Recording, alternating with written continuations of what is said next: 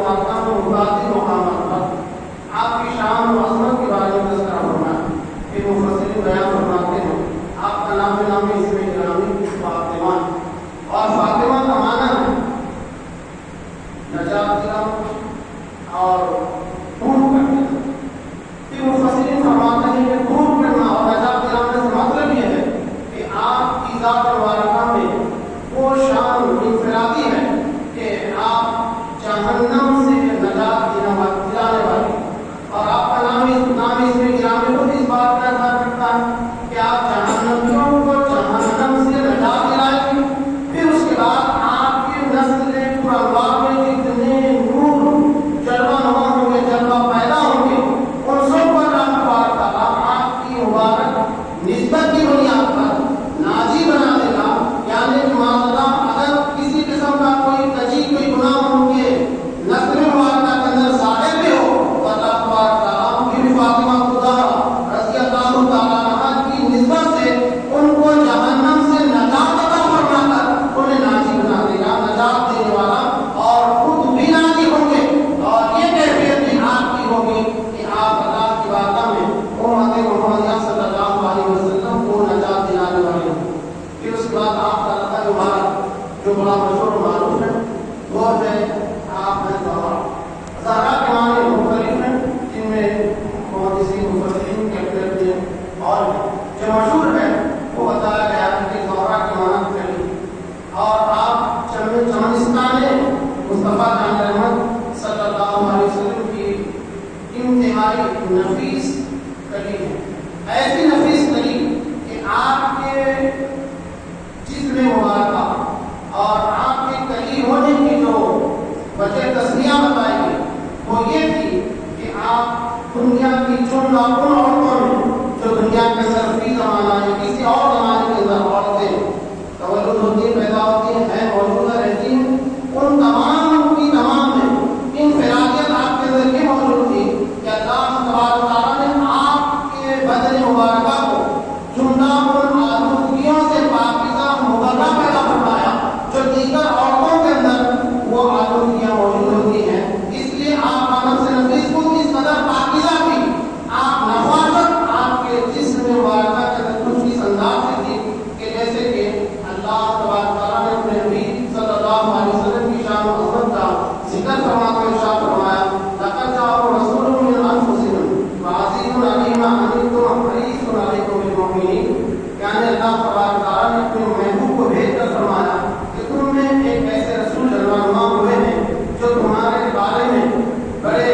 خیال رکھنے والے ہیں اور حریص ہیں، لہذا حضرت پاک صلی اللہ علیہ وسلم کی شان و عظمت میں یہ بات بتائی جا رہی ہے کہ حضور کو اپنی امت کی فکر اور اپنی امت سے الفت و محبت کا حال یہ ہے کہ اللہ کے پیارے رسول صلی اللہ علیہ وسلم اپنے امت سے بھی بنا محبت کرتے ہیں، حتیٰ کہ مفسرین بیان فرماتے ہیں کہ امت کے پیر میں کانٹا بھی چھو جائے تو حضور کو یہ مشقت گوارا نہیں ہے، اور حضور ہماری مشقت کے بارے میں بڑے فکر مند ہوتے ہیں اور ہمارے حریص ہیں۔ چنانچہ مفسرین اس میں ایک جملہ اور فرماتے ہیں قد جاءکم رسول من انفسکم، انفسی کا مطلب ہوا کہ حضور ہمارے بارے میں مشرف ہے۔ پھر انفس کے تذکرے میں مفسرین بیان فرماتے ہیں انفس کا مطلب یہ ہے کہ اللہ نے آپ کو نفاست کے ساتھ جلوہ فرمایا، ایک ایسے نفیس رسول جن کے بارے میں یہ قرآن کہتا ہے کہ زندگی ان کے قریب نہیں آتی، اور یہ ایسے نفیس رسول ہیں کہ جن کی نفاست کا حال یہ ہے کہ ان کی نفاست کا تذکرہ، ان کی نفاست کا پردہ کسی ذات مبارکہ میں لکھا جا سکتا تھا تو سیدہ فاطمہ زہرا رضی اللہ تعالیٰ عنہا کی مقدس بات ذات تھی جو نفیس بن کر چلا کر ہوئی، اور آپ کی نفاست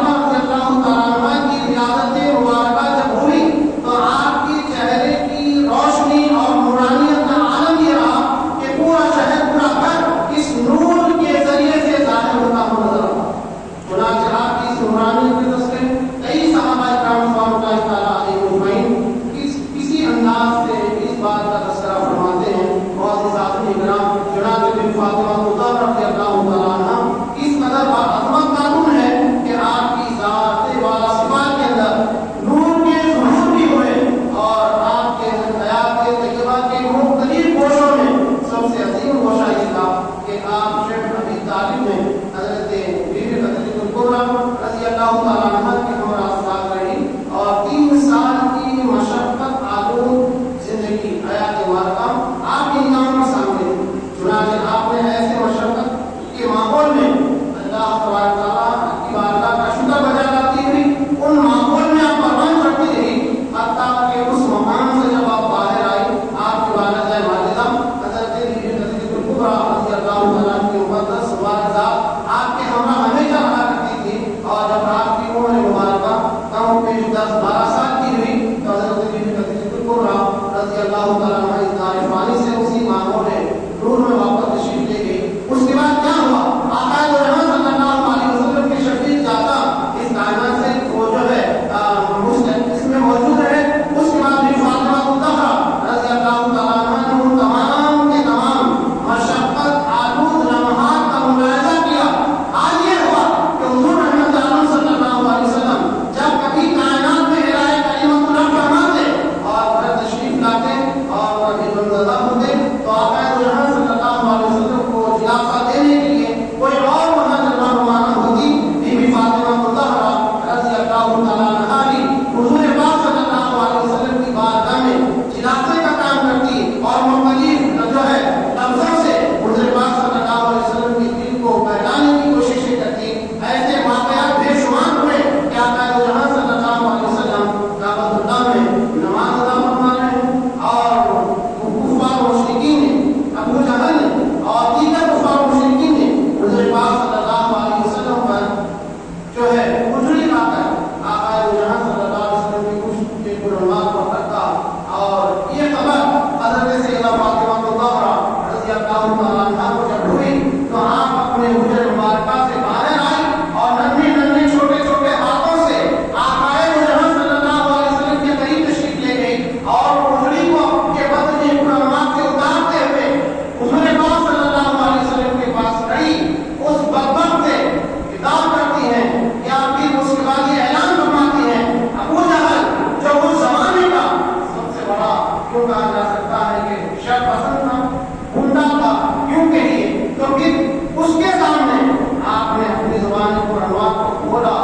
اور کچھ لفظوں کا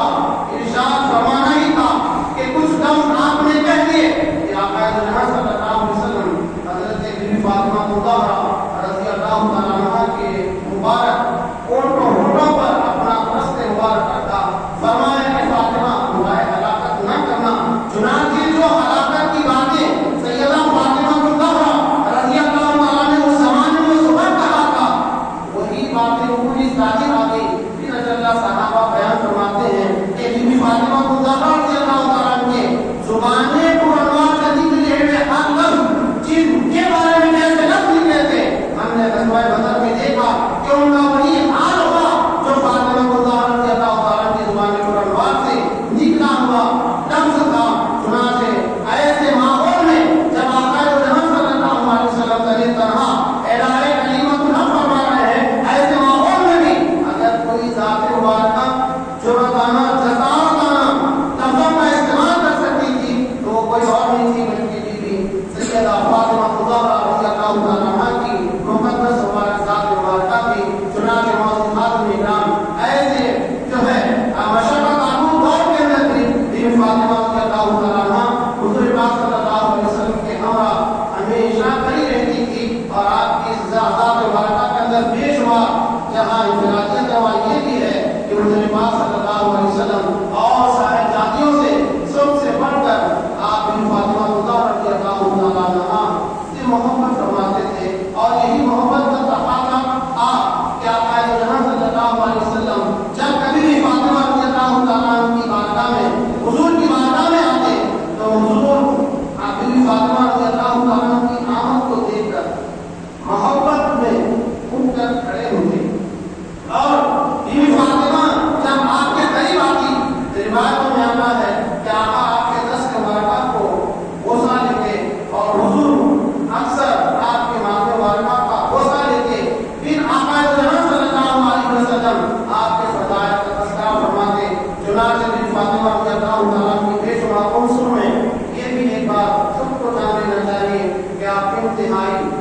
زاہدہ تھی، طاہرہ تھی، طیبہ تھی، ساجدہ تھی۔ جب حال یہ ہے کہ اللہ تبارک تعالیٰ نے آپ کی نفاست کے تذکرے کو کس انداز سے بیان فرمایا، جیسے کہ علماء موجود ہیں، آپ پوچھ سکتے ہیں کہ کعبۃ اللہ کے اندر جب پاکیزگی کی بات آئی تو اللہ نے حکم فرمایا کعبے کو پاک کیا جائے، کعبۃ اللہ کو پاک کیا جائے۔ کیسے پاک کیا جائے؟ تو کعبے کی پاکیزگی کے لیے اللہ نے فرمایا میرے کعبے کو پاک کرو، سجود کے ذریعے سے، رکوع کے ذریعے سے، اور ظاہر ہے اس کعبے کی پاکی کے لیے رب نے مومنین سے خطاب فرمایا، انسانوں سے خطاب فرما دیا کہ یہ کعبے کی انداز سے پاک کیا جائے گا، تم سجدوں کے ذریعے سے پاک کرو گے، رکوع کے ذریعے سے پاک کرو گے، اور طواف کے ذریعے سے پاک کرو گے، اللہ کی تصدیق اور اللہ کی حمد و ثنا کے ذریعے پاک کرو گے۔ لیکن جب بھی فاطمہ رضی اللہ تعالیٰ عنہ کی طہارت کا ذکر آیا تو رب نے فرمایا یرید اللہ تو یہ چاہتا ہے کہ ناپاکی ان کے قریب نہ آئے بلکہ اللہ ان کو پاک کرنا چاہتا ہے۔ معززات الکرام، جب کعبے کی بات آئی تو انسانوں کے حوالے کر دیا گیا، اور جب فاطمہ رضی اللہ تعالیٰ کی پاکی کی بات آئی تو رب نے اپنی جانت کا اظہار فرما دیا کہ رب یہ چاہتا ہے کہ ان کو طاہر کر لیا جائے، طیب کر لیا جائے، پاک بنا دیا جائے، اور پاک کا حال یہ ہوگا کہ نفاست ان کے اندر اس قدر ہوگی کہ گندگی کا شائبہ گندگی ان کے قریب نہیں آئے گی۔ حال یہ ہے کہ گندگی سے اس قدر دور ہوں گے کہ اللہ تبارک تعالیٰ ان کو اس قدر پاک کر دیا، چنانچہ ان کی نفاست اور ان کی پاکیزگی کے تذکرے رب قرآن مقدس میں بیان فرماتا ہے۔ پھر اس کے بعد موضوع حاضر اکرام آپ کی نکاح مبارکہ کے بارے میں آپ کو معلوم ہے کہ آپ حضرت سیدنا علی کرم اللہ وجہہ کریم رضی اللہ تعالیٰ عنہ کی نکاح میں آئی، اور اس سلسلے میں بھی روایتیں ہیں کہ حضور پاک صلی اللہ علیہ وسلم جب سیدہ بی بی فاطمہ رضی اللہ تعالیٰ عنہ کی نکاح کے بارے میں فکر مند ہوئے تو کئی رشتے آپ کے پاس آئے، حضرت ابوبکر صدیق کا آیا، عمر فاروق کا آیا، عجلہ اور احباب کا آیا۔ آقا جہاں صلی اللہ علیہ وسلم منتظر تھے اپنے رب کے حکم کی۔ حضور نے فرمایا کہ میں اس کا فیصلہ رب کی وحی آنے کی بات کروں۔ چنانچہ کچھ وقت کے بعد حضرت سیدۃ النساء فاطمہ رضی اللہ تعالیٰ عنہ کا نکاح حضرت سیدنا علی کرم اللہ وجہہ کریم رضی اللہ تعالیٰ عنہ سے جب پیغام آیا، جب آپ کی قیامت کی بات پڑھی، حضور پاک صلی اللہ علیہ وسلم کے ہمراہ تشریف فرما ہوئے بیٹھ کے قدموں میں، اور خود آپ نے اس بات کا تذکرہ فرمایا۔ آقا جہاں صلی اللہ علیہ وسلم خود مسرت ہوئے اور سیدہ بی بی فاطمہ رضی اللہ تعالیٰ عنہ سے اجازت طلب فرمائی۔ حضرت سیدہ بی بی فاطمہ رضی اللہ تعالیٰ عنہ خاموشی اختیار کر لی۔ اس کے بعد حضور نے محسوس کر لیا کہ ان کی جانب سے ہاں ہے۔ پھر اس کے بعد جب نکاح مبارکہ کا وقت آنے والا تھا، حضرت علی اور حضرت عمر فاروق، حضرت ابوبکر صدیق، دیگر صحابہ کرام رضوان اللہ تعالیٰ علیہم اجمعین موجود ہیں۔ پھر اللہ تبارک تعالیٰ نے حضرت جبرائیل امین کو حضور پاک صلی اللہ علیہ وسلم کی بارگاہ بیکسرہ میں بھیجا، اور جب ابوبکر صدیق اور دیگر صحابہ حضور کی بارگاہ میں آئے اور نکاح کی تیاری میں ہیں تو آقا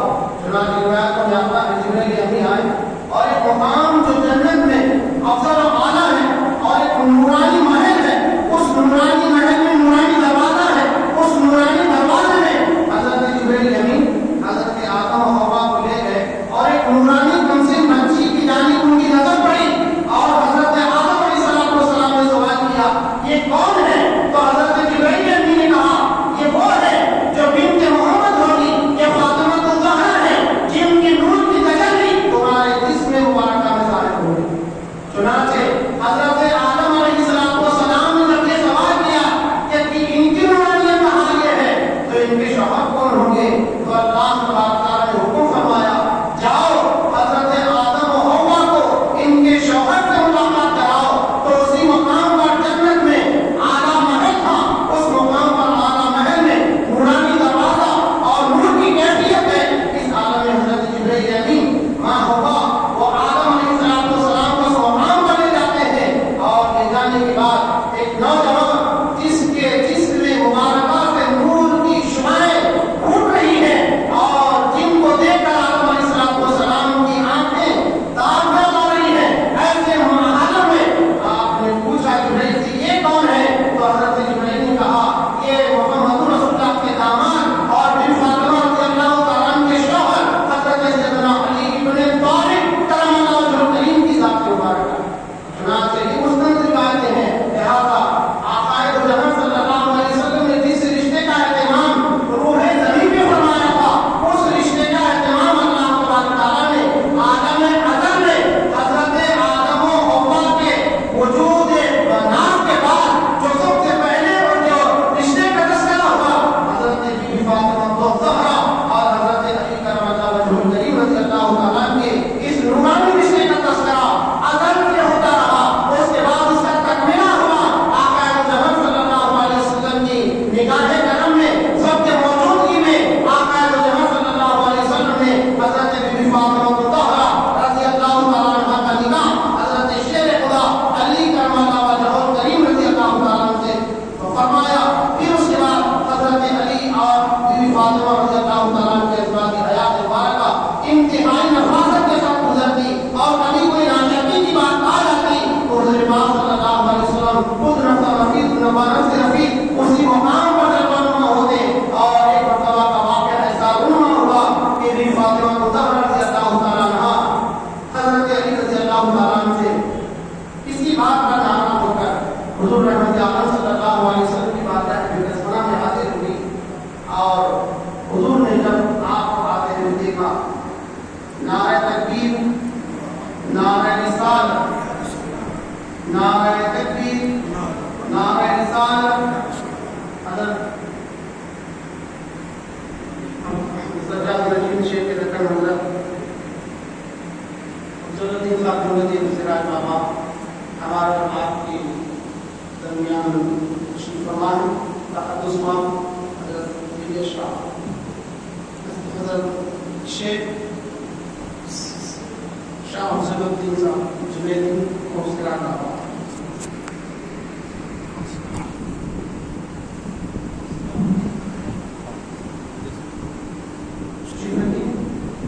انشاءاللہ آپ کی آمد ہوئی، اور ظاہر ہے میں آپ کے انتظار میں آئے تھا، میں اپنی بات کو سمیٹوں گا بالکل ایک بات تھا کیونکہ حضرت کی آمد ہے اور اس کا جو نہیں آ سکتے۔ چنانچہ حضور پاک صلی اللہ علیہ وسلم نے جب حضرت علی رضی اللہ تعالیٰ عنہ اس حال میں دیکھا کہ بھی فاطمہ رضی اللہ تعالیٰ سے آپ ناراض ہو کر گئے ہیں تو معلوم ہوا کہاں گئے، تو پتہ چلا کہ آپ مسجد میں آرام فرماتے کہ وقت آقا دو جہاں صلی اللہ علیہ وسلم حضرت علی کے پاس تشریف فرما ہوئے۔ حضرت علی رضی اللہ تعالیٰ عنہ آرام فرماتے لیٹ رہے تھے، جب حضور نے آپ کو دیکھا تو جس جانب آپ لیٹ رہے تھے وہ چونکہ زمین تھی آپ کو حضور سے اٹھایا گیا۔ جب آپ حضرت علی اٹھے تو آپ کے جسم پر انوار پر مٹی لگی تھی۔ آقا دو جہاں صلی اللہ علیہ وسلم نے اس مٹی کو اپنے دست کرم سے چھاپتے فرمایا یہ رقم حضرت علی رضی اللہ تعالیٰ کو حضور پاک صلی اللہ علیہ وسلم نے عنایت فرمایا۔ پھر اس کے بعد کوئی باتیں ہوئی، یعنی کہ جب کبھی دونوں میں کوئی بات واقع ہوتی تو حضور خود انہیں سنا فرمایا۔ چنانچہ حضرت فاطمہ رضی اللہ تعالیٰ کی نام بیش شمار اوصاف حمیدہ ہیں، ان میں ایک بات یہ بھی ہے کہ آپ کو روایت بڑی مشہور ہے جو کہ آپ نے بارہا سنا ہوگا، سردی کی طویل راتوں میں بی بی فاطمہ رضی اللہ تعالیٰ عنہ اللہ کی بارگاہ میں سجدہ کرتی تھی، اور آپ کے سجدے کے بارے میں یہ بات مشہور ہے کہ جب کبھی کوئی حاجت پیش ہوتی تو اللہ کی بارگاہ میں سجدہ ریز ہوتی، نفل پڑھتی، اللہ کی بارگاہ میں دعائیں کرتی اور چیزیں حاصل ہوا کرتی۔ ایک مرتبہ ایسا ہوا، ماہ رمضان المبارک کا آخری عشرہ تھا، حسنین کریمین نے ضد کری، ایک کچھ اچھے جوڑے ہمارے لیے چاہیے۔ حسنین کریمین کی ضد کو سیدہ فاطمہ رضی اللہ تعالیٰ عنہ نے قبول کر لیا۔ اس کے بعد چونکہ وہ وقت بالکل قریب تھا، آپ اپنے پروردگار عالم کی بارگاہ میں جائے نماز بچھا کر سجدہ ریز بھی نفل پڑھی۔ اس کے بعد اپنے دست کرم کو دراز فرمایا اور عرض کیا کہ مولا، تیری بندی کے بیٹے شہزادے حسنین کریمین کی یہ تمنا ہے کہ وہ نئے کپڑے سے وطن کرنا چاہتے ہیں۔ اب صبح ہونے والی ہے، شہزادوں کو کپڑوں کی لگی ہوئی ہے، ایسے عالم میں اچانک گھر پر دستک ہوئی۔ سید کونین رضی اللہ تعالیٰ عنہ نے فرمایا کون؟ تو کہنے لگے کہ میں بیت اللہ کا حاتم ہوں تنظیم اور شہزادوں کے لیے کپڑے لے کر حاضر ہوا۔ چنانچہ سیدہ فاطمہ رضی اللہ تعالیٰ عنہ نے کپڑے لیے اور دونوں شہزادے سے وطن فرمائے تھے کہ آقا دو جہاں صلی اللہ علیہ وسلم تشریف فرما ہوئے اور حضور کی بارگاہ میں آپ نے عرض کیا سلائے کپڑے کوئی لا کر دے کر گئے تو آقا دو جہاں صلی اللہ علیہ وسلم نے فرمایا کہ تم جانتی ہو کون ہے؟ تو آپ نے اس کا اللہ اس کے رسول بہتر ہے۔ پھر حضور نے فرمایا وہ کوئی اور نہیں تھے بلکہ حضرت جبرائیل امین تھے، جو اللہ کے حکم سے سدرا چھوڑ کر شہزادوں کے لیے تمہاری دعا کو مقبول کرانے کے لیے دو جوڑے لے کر تمہاری بارگاہ میں حاضر، دو جوڑے لے کر تمہاری بارگاہ میں حاضر ہوئے بے اجازت ان کے گھر۔ جبرائیل بھی آتے نہیں، قدر والے جانے شان قدر اہل بیت، وہ جبرائیل امین جو روح زمین پہ جلوہ نما ہوئے تو قدر بن جائے کہ قدر کی شکل پر۔ دو وجہ سے، ایک وجہ یہ ہے کہ اس میں قرآن نازل ہوا، دوسری وجہ یہ ہے تنزل الملائکۃ والروح، ملائکۃ والروح، یعنی کہ اس میں حضرت جبرائیل جلوہ گر ہوتے ہیں۔ جبرائیل جس شب جلوہ گر ہو وہ شب قدر سے افضل ہے، شب قدر کہلاتی ہے۔ تو ظاہر ہے جن کے گھروں میں جبرائیل امین کا آنا جانا ہے اور حال یہ ہے کہ جن کی بارگاہ میں اجازت لے کر وہ آتے ہوں تو ان کی شان عظمت کا اندازہ کون لگا سکتا ہے؟ وہ اسلامی نگرام آپ اندازہ کریں کہ حضرت سید النساء فاطمہ رضی اللہ تعالیٰ عنہ اپنے بابا جان کی ہم شبیہ تھی، عبادتوں میں، ریاضتوں میں، عطا میں